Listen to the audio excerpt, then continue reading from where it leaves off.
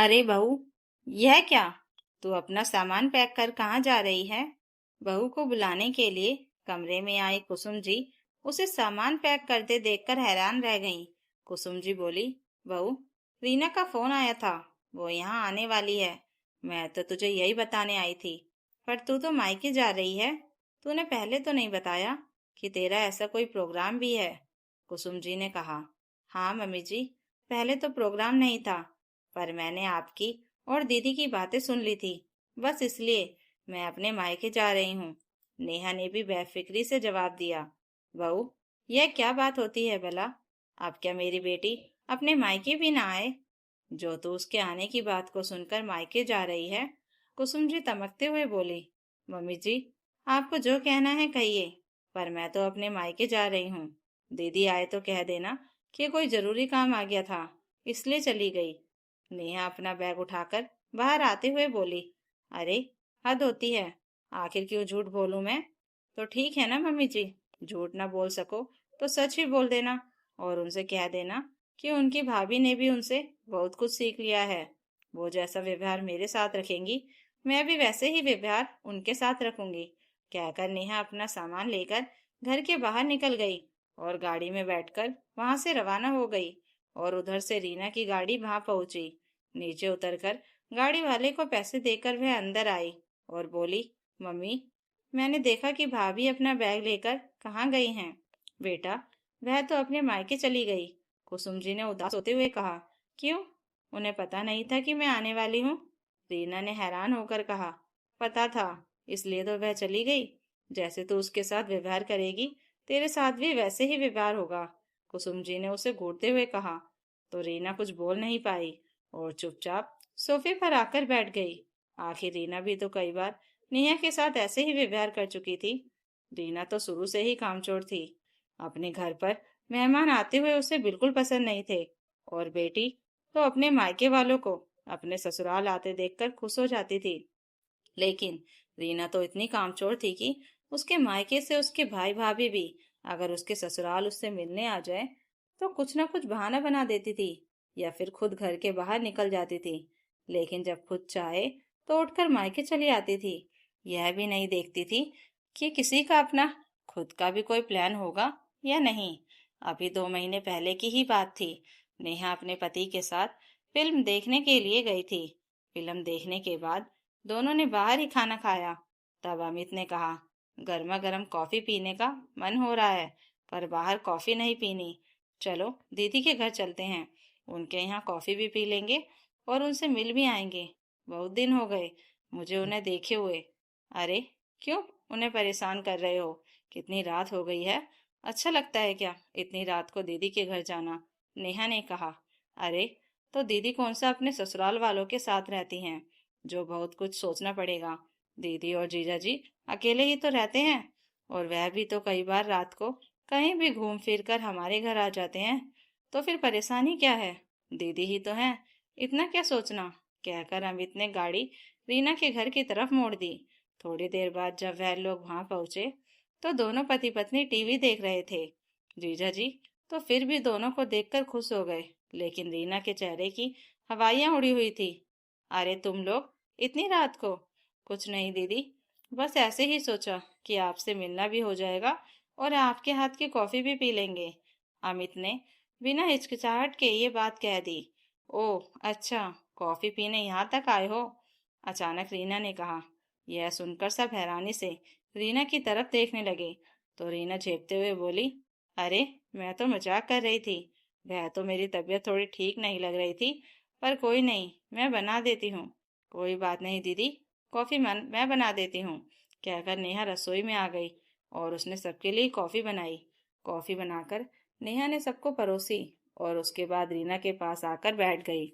इधर अमित तो अपने जीजाजी से बातें करने लगा और उधर रीना तो अपने मोबाइल में ही लगी रही। नेहा को बड़ा अजीब लग रहा था यहाँ आकर। यह बात अमित ने भी नोटिस की थी, पर उसने कुछ नहीं कहा। खैर, आधे घंटे बाद वह लोग वहां से निकले और घर पर आ गए। दूसरे दिन अमित ने माँ से भी कहा, पर कुसुम जी ने उन्हें ही डांट दिया। यह कोई टाइम होता है क्या किसी के घर जाने का? गलती तो तुम्हारी ही है। इसके आगे किसी ने कुछ नहीं कहा। लेकिन अभी पिछले हफ्ते की ही तो बात थी।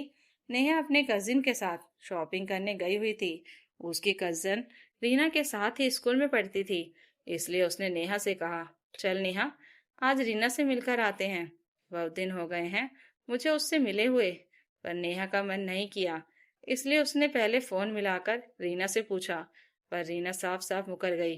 अरे नेहा, तुमने बहुत अच्छा किया कि मुझे फोन कर लिया।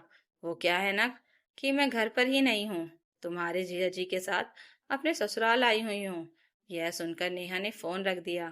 थोड़ी देर बाद जब नेहा घर पहुंची तो कुसुम जी ने ही उससे पता चला कि रीना के ससुराल वाले तो बाहर घूमने गए हुए हैं। यह बात सुनकर नेहा हैरान रह गई। लेकिन जब परसों दोबारा अमित ने रीना के घर जाने की बात की थी, दरअसल नेहा को कुछ जरूरी काम था। उसके भाई के कुछ डॉक्यूमेंट्स तैयार करवाने थे और जीजा जी उसी ऑफिस में थे। नेहा ने पहले उसके घर पर फोन मिलाया था। तब जीजा जी ने फोन उठाया। तब नेहा ने उन्हें कहा, जीजा जी, आप लोग घर पर ही हैं ना? हम लोग सोच रहे थे कि थोड़ी देर आपके पास मिलने आ जाए। और दरअसल मुझे कोई जरूरी काम था। मेरे भाई के कुछ डॉक्यूमेंट्स तैयार करवाने थे। यह बात शायद जीजा जी ने रीना से धीरे से पूछी होगी। लेकिन तभी रीना की आवाज आई, अरे यार, क्या परेशानी है? मैं अभी 2 दिन पहले ही तो मायके जाकर आई थी। तब क्या मिलना है मुझसे? अरे, वे तुमसे मिलने नहीं आ रहे हैं। उन्हें कोई जरूरी काम है मुझसे। तुम्हारे ऑफिस का काम है तो ऑफिस में ही बुला लो। कुछ भी बहाना करके मना कर दो। मुझसे किसी की सेवा नहीं होती। अभी वह भी आएंगी और साथ में भाई को भी लेकर आएंगी। नहीं नहीं, मना कर दो। यह सब बात करते समय जिया जी को भी याद नहीं रहा मोबाइल के स्पीकर पर अपना हाथ रखना। यह बात नेहा को साफ सुनाई दे गई। उसे यह सुनकर बहुत बुरा लगा। वह लोग तो जब चाहे उठ करके मायके आ जाते हैं और नेहा उनकी सेवा में हमेशा तैयार खड़ी मिलती थी। लेकिन आज उसे जरूरत पड़ी तो इसलिए उसने भी ठान लिया था कि अब जब भी रीना मायके आएगी तो वह भी उसके लिए यहाँ नहीं रुकेगी। और उसने सचमुच ऐसा करके भी दिखा दिया। यह देखकर कुसुम जी ने रीना से कहा, बेटा, अपना मायके बनाए रखना है ना, तो अपने भाई भाभी से बना कर रख। मैं कितने साल जी लूंगी, बाकी तेरी मर्जी है। इसके आगे तो रीना कुछ कह ही नहीं पाई। उसे अपनी गलती का एहसास हो चुका था। बस वह दिन था और आज का दिन है। रीना ने दोबारा ऐसी हरकत कभी नहीं की। कुछ दिनों तक रीना मायके नहीं आई। शायद उसे अपनी गलती का एहसास हो चुका था, या फिर वह नेहा के बदले हुए व्यवहार को समझने की कोशिश कर रही थी। करीब 1 महीने बाद अचानक एक दिन रीना फिर से मायके आई। इस बार उसके चेहरे पर पहले जैसी अकड़ नहीं थी, बल्कि एक झिझक और संकोच साफ नजर आ रहा था। नेहा उस समय रसोई में काम कर रही थी। रीना धीरे धीरे उसके पास गई और कुछ पल चुप खड़ी रही। नेहा ने भी बिना कुछ कहे अपना काम जारी रखा। थोड़ी देर बाद रीना ने धीमी आवाज में कहा, भाभी, मैं आपकी मदद कर दूं? यह वही रीना थी जो पहले रसोई में कदम रखना भी पसंद नहीं करती थी। नेहा ने एक पल के लिए उसकी तरफ देखा, फिर बिना कुछ कहे सब्जी काटने का काम उसकी तरफ बढ़ा दिया। रीना चुपचाप काम करने लगी। दोनों के बीच खामोशी थी, लेकिन इस खामोशी में अब पहले जैसी कड़वाहट नहीं थी, बल्कि एक नई शुरुआत की आहट थी। काम करते करते रीना की आंखों में आंसू आ गए। उसने रुककर कहा, भाभी, मुझे माफ कर दीजिए। मैंने हमेशा आपके साथ गलत व्यवहार किया। जब मुझे आपकी जरूरत थी तब भी मैंने आपको टाल दिया, लेकिन आपने मुझे आज मेरी ही गलती का एहसास करा दिया। नेहा ने गहरी सांस ली और शांत स्वर में बोली, रीना, रिश्ते निभाने के लिए दोनों तरफ से कोशिश करनी पड़ती है। मैं हमेशा तुम्हें अपनी बहन मानती रही, लेकिन तुम्हारे व्यवहार से मुझे बहुत दुख हुआ। फिर भी अगर तुम सच में बदलना चाहती हो तो पुरानी बातों को यहीं खत्म कर देते हैं।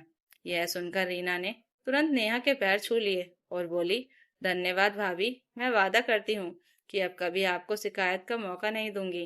तभी पीछे खड़ी कुसुम जी यह सब देख रही थी। उनकी आंखों में खुशी के आंसू थे। उन्हें लगा जैसे उनके घर की खुशियां वापस लौट आई हैं। तो दोस्तों, अगर आपको यह कहानी अच्छी लगी हो तो कमेंट करके जरूर बताइएगा और नई कहानियों के लिए चैनल को सब्सक्राइब जरूर कर लीजिएगा। Thank you for watching.